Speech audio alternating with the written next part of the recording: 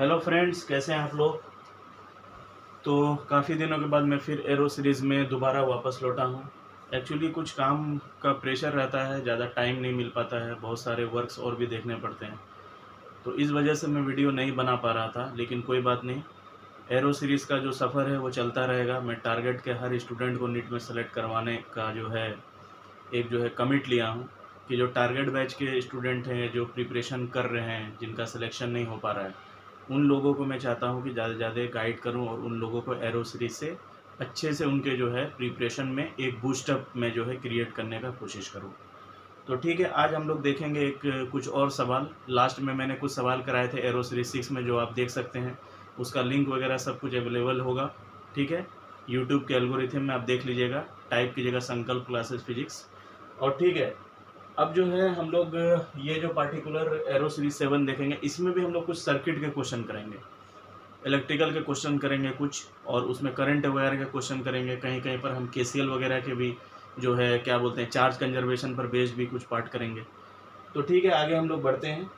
तो चलिए, अब जो है ये एक्चुअली में पोटेंशियोमीटर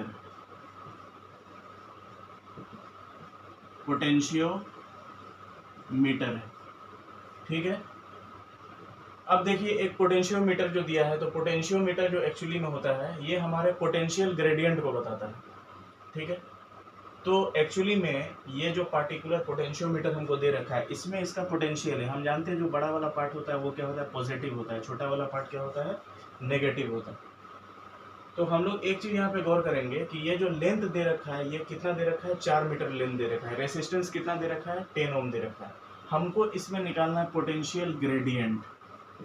पोटेंशियल ग्रेडियंट, ये सवाल जो है एक्चुअली में बहुत इजी है, लेकिन इसमें क्या कर दिया है कि इसमें कंफ्यूजन क्रिएट किया है। यहाँ पे क्या डाल दिया है, ये आप देख सकते हैं, यहाँ पे क्या डाल दिया, रेसिस्टेंस डाल दिया है। तो एक्चुअली में जब हम पोटेंशियल ग्रेडियंट निकालते हैं तो हमको रेसिस्टेंस की कोई ज़रूरत नहीं पड़ती है, ठीक है। तो पोटेंशियल ग्रेडियंट जब हम निकालेंगे तो हमको मालूम चलेगा कि पोटेंशियल ग्रेडियंट जो होता है, जैसे मान लीजिए कि कोई वायर है, इसका लेंथ है ए बी, ठीक है। और इस ए बी लेंथ का मान लेते हैं, इसका लेंथ 10 मीटर, और यहाँ से यहाँ तक का पोटेंशियल 10 वोल्ट है। तो पोटेंशियल ग्रेडियंट जो होता है, ठीक है, तो ये होता है वोल्ट पर मीटर। यानी वोल्ट कितना है, 10 वोल्ट, और मीटर कितना है, 10 मीटर। ये दोनों कैंसिल कर देंगे तो 1 वोल्ट 1 मीटर। अब अगर हम इसको छोटे छोटे सेक्शंस में डिवाइड करें, छोटे छोटे सेक्शंस में, तो हम लोग एक चीज़ यहाँ पर, ठीक है, एक चीज़ यहाँ पे गौर करेंगे कि ये जो पार्टिकुलर हम सेक्शंस देख रहे हैं 10 पार्ट्स में, तो 10 सेक्शन में हर एक सेक्शन पे 1 वोल्ट का ही पोटेंशियल रहेगा, ठीक है। यानी 1 मीटर पे 1 वोल्ट पोटेंशियल, 1 मीटर पे 1 वोल्ट, 1 मीटर पे 1 वोल्ट, ठीक है। तो इस तरह से जो है एक्चुअली में उसको हम लोग E1 बोलते हैं। तो E1 E2 E3 इस तरह से हम लोग क्या बोलते हैं, उसको ऐड करते हैं तो फाइनल जो है पूरा कंप्लीट पोटेंशियल उसका निकलता है। तो यहाँ पे हमको क्वेश्चन में रेसिस्टेंस डाल दिया और हमको बोला पोटेंशियल ग्रेडियंट निकालने, तो रेसिस्टेंस का कोई यूज है ही नहीं।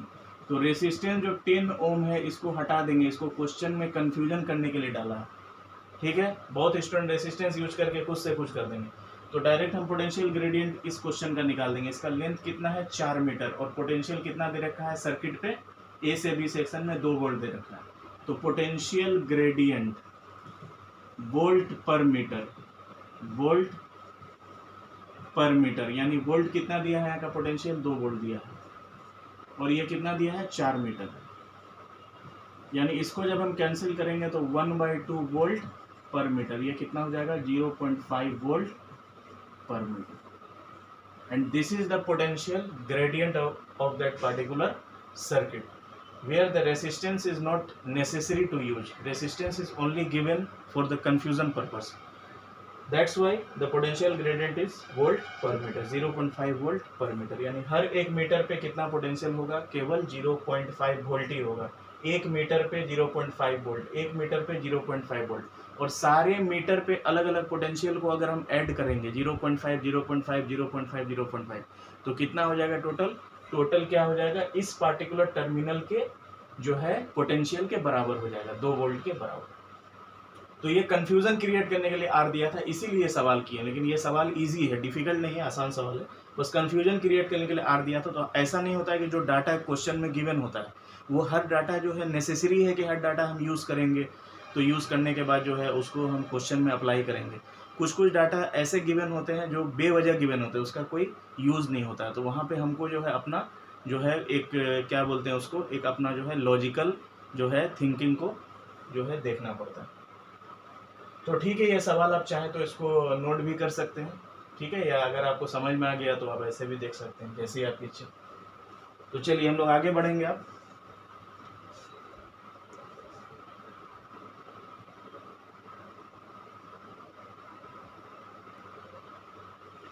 तो देखिए एक और सवाल जो है अभी हम लेके आए हैं, ठीक है। तो ये सवाल एक्चुअली में जो है टेम्परेचर कोफिशिएंट पे बेस्ड होता है, ठीक है। कभी कभी होता क्या है कि जो सर्किट एनालिसिस होता है या सर्किट डायग्राम्स होते हैं, तो उसमें क्या होता है कि एक रेसिस्टेंस का टेम्परेचर किसी और पे वेरी कर रहा है, दूसरा रेसिस्टेंस का टेम्परेचर किसी और पे वेरी कर रहा है। तो जो फाइनल रेसिस्टेंस होता है वो इनिशियल रेसिस्टेंस के टेम्परेचर कोफिशिएंट पे निर्भर करता है। तो जो टारगेट बैच को इजीली समझ रहे हैं इस चीज़ को, ठीक है। तो एक चीज़ देखिए, ये जो सवाल है इसमें सबसे पहले हम इस सवाल के एनालिसिस को समझेंगे। यहाँ क्या बोला, if resistance of conductor is 5 ohm at 50 degree Celsius and 7 ohm at 100 degree Celsius, then mean temperature coefficient of resistance of material is, ये चीज़ पूछ रहा है। तो देखिए यहाँ पे एक चीज़ समझिए कि यहाँ पे कह रहा है कि ये कोई कंडक्टर है, और कंडक्टर क्या होता है, जो क्या करता है, इलेक्ट्रिसिटी को क्या करता है, ट्रांसफ़र करता है। गुड कंडक्टर्स होते हैं, बैड कंडक्टर्स होते हैं। प्लास्टिक क्या है, बैड कंडक्टर होता है। एल्युमिनियम वगैरह ये सब जो भी है, स्टील वगैरह जो भी हो, क्या होता है, गुड कंडक्टर होता है। तो ये जो पार्टिकुलर कंडक्टर है ये 5 ओम दे रहा है, रेसिस्टेंस कितने पे, 50 डिग्री सेल्सियस। तो हम मान लेते हैं कि 5 ओम को R1 मान लेते हैं, 5 ओम को क्या मान लिए, R1 मान लिए, और 50 डिग्री सेल्सियस को क्या मान लिए, T1।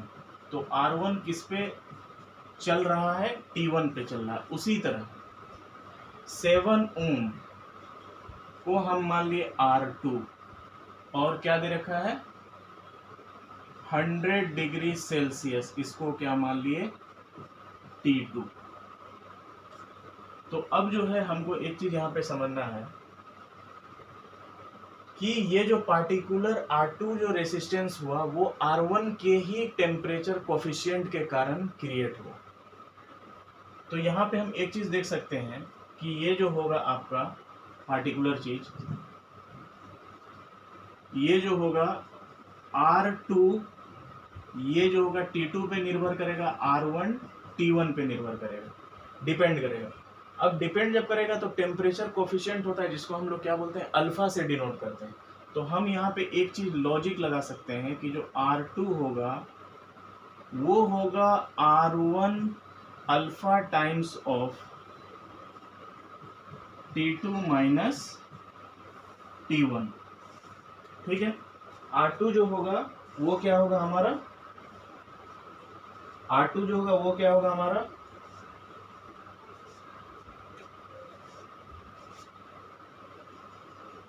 One plus alpha times of T2 minus T1। अब एक चीज यहाँ समझना है कि एक्चुअली में हम ये फॉर्मूला लिखे क्यों, ये फॉर्मूला हम लिखे क्यों। देखिए हम फिर से इस फॉर्मूला को लिख रहे हैं अच्छे से। R2 जो है, एक मिनट थोड़ा मिटा देते हैं, क्लियर कभी कभी जो है नहीं हो पाता है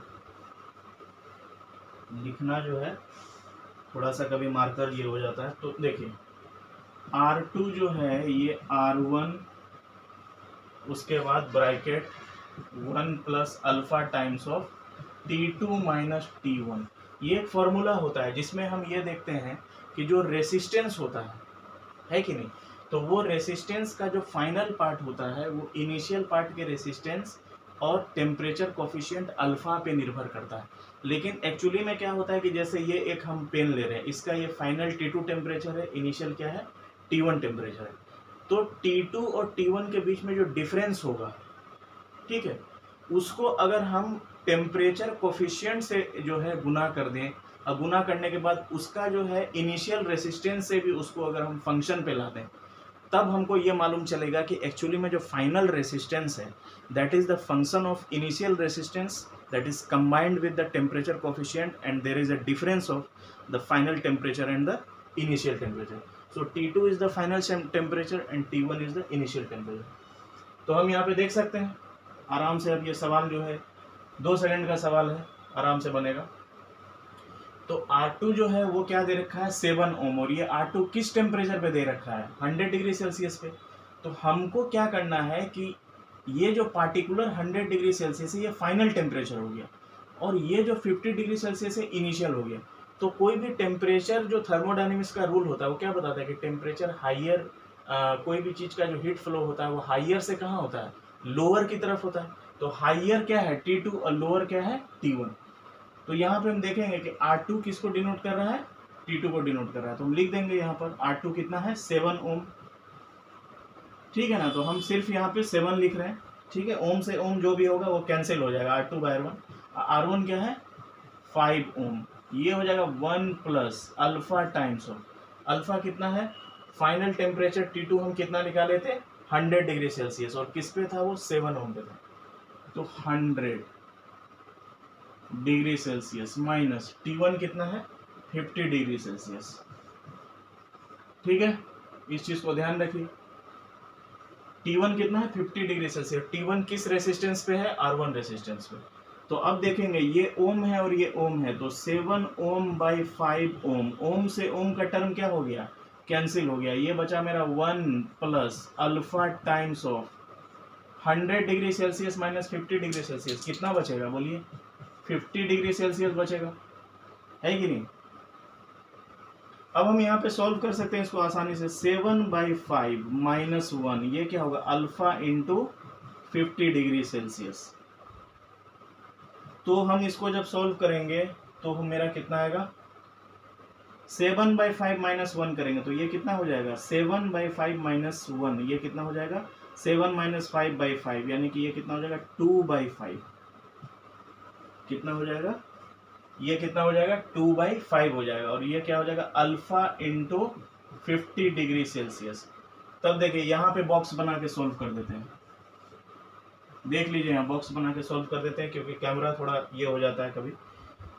तो अल्फा जो है इंटू 50 डिग्री सेल्सियस, ये कितना हो गया 2 बाई 5. अल्फा हो गया मेरा टेम्परेचर कोफिशिएंट जो हमको निकालना है.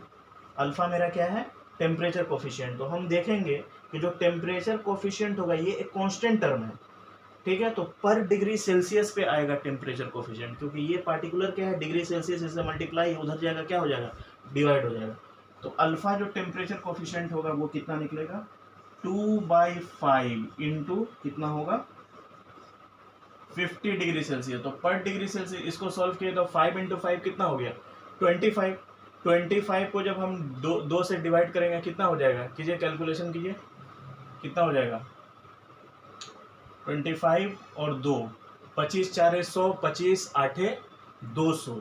तो कितना हो जाएगा अल्फा 0.008 पर degree Celsius. This is the particular temperature coefficient alpha.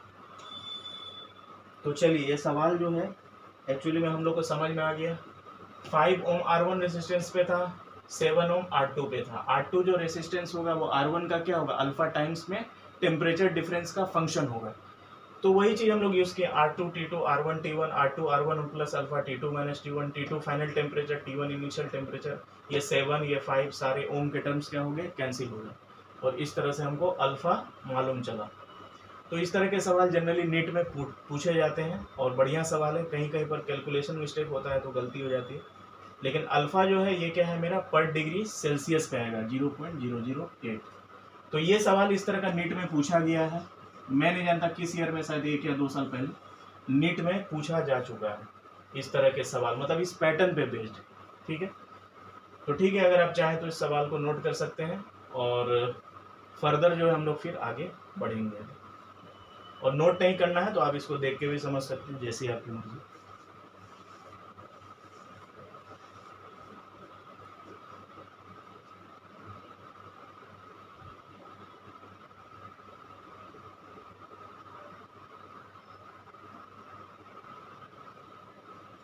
तो चलिए फिर से हम लोग आ गए हैं एक और सवाल पे. तो यहाँ पे हम देख सकते हैं कि एक्चुअली में एक ग्राफ का ये सवाल है। किसका सवाल है? ग्राफ। और ये ग्राफ में हम लोग ओम्स लॉ पढ़े थे। ओम्स लॉ क्या बोलता है? पोटेंशियल जो होता है वो डायरेक्टली किसके प्रोपोर्शनल होता है? करंट के होता है। तो पोटेंशियल जैसे जैसे बढ़ेगा वैसे वैसे करंट भी बढ़ेगा, पोटेंशियल जैसे जैसे घटेगा वैसे वैसे करंट भी घटेगा। ठीक है। तो अब एक चीज हम लोग समझेंगे कि यहाँ पे क्वेश्चन में पूछ रहा है कि किस ऐसे पोर्शन पे जो रेसिस्टेंस है वो नेगेटिव है। रेसिस्टेंस जो है वो क्या है? नेगेटिव है। हमको ये चीज समझना है। तो पोटेंशियल जो होता है वो डायरेक्टली प्रोपोर्शनल टू करंट होता है, यानी V क्या होता है? Directly proportional to I। तो V को हम प्रोपोर्शनलिटी कांस्टेंट हटाने के लिए R से क्या कर देंगे? मल्टीप्लाई। ठीक है। अब हम देखेंगे V/I, यही हमको क्या दे देगा? R दे देगा। अब इसको और अच्छे से देखें तो dV/DI, छोटा पोटेंशियल छोटा करंट, यही होगा R। और ये dV/DI हमको क्या दे देगा? स्लोप दे देगा। dV/DI हमको क्या दे देगा? स्लोप दे देगा। इस स्लोप पे ही हम लोग ये डिटरमाइन करेंगे कि जो पार्टिकुलर ग्राफ है उसका रेसिस्टेंस नेगेटिव हो रहा है या पॉजिटिव हो रहा है। तो एक चीज यहाँ पे समझिए, ये जो dV/DI ग्राफ हमको दे रखा है, तो हम एक चीज ध्यान रखेंगे, जब पोटेंशियल बढ़ेगा तो करंट क्या होगा? डिक्रीज करेगा। ठीक है। जैसे स्लोप को अगर हम देखें तो पोटेंशियल बढ़ेगा तो करंट क्या होगा? डिक्रीज करेगा। और जब करंट इंक्रीज करेगा तो पोटेंशियल क्या होगा? मेरा डिक्रीज करेगा। इस पे ध्यान दीजिएगा। पोटेंशियल बढ़ेगा तो करंट इंक्रीज करेगा, करंट डिक्रीज करेगा, और जब पोटेंशियल घटेगा तो करंट इंक्रीज करेगा। ठीक है। तो अब अगर हम यहाँ पे देखें, ये AB सेक्शन को अगर हम गौर से देखें तो AB सेक्शन में हम देख रहे हैं कि पोटेंशियल बढ़ रहा है और करंट भी मेरा क्या हो रहा है? आगे की तरफ बढ़ रहा है। अगर हम CD सेक्शन की बात करें, ये वाले सेक्शन की बात करें, तो यहाँ पे हम देखेंगे कि धीरे धीरे ये क्या हो रहा है? CD का जो स्लोप है वो कहाँ जा रहा है? नीचे की तरफ। AB में अगर हम देखें तो AB में क्या हो रहा है? पोटेंशियल भी बढ़ रहा है और ऊपर की तरफ करंट भी इंक्रीज कर रहा है। CD में देखें तो CD में क्या हो रहा है? धीरे धीरे धीरे धीरे इस पोर्शन में अगर हम ध्यान दें ऐसे करके, तो यहाँ पे क्या हो रहा है? पोटेंशियल जो है वो इंक्रीज कर रहा है और करंट क्या हो रहा है? डिक्रीज कर रहा है। तो हम यहाँ पे अगर ध्यान दें dV/DI का स्लोप पे, तो पोटेंशियल इंक्रीज कर रहा है और करंट क्या हो रहा है? डिक्रीज कर रहा है। यानी ये 5, 10, 15, 20, 25, 30 बढ़ते चला जा रहा है। dV क्या हो रहा है? 5, 10, 15, 20, 25, 30 बढ़ते चला जा रहा है। I क्या हो रहा है? डिक्रीज होता चला जा रहा है। तो ओवरऑल रेसिस्टेंस मेरा क्या होगा? इंक्रीज करेगा ना। पॉजिटिव रेसिस्टेंस होगा, नेगेटिव तो नहीं होगा, है कि नहीं? रेसिस्टेंस का बढ़ना यानी करंट का घटना और पोटेंशियल का बढ़ना।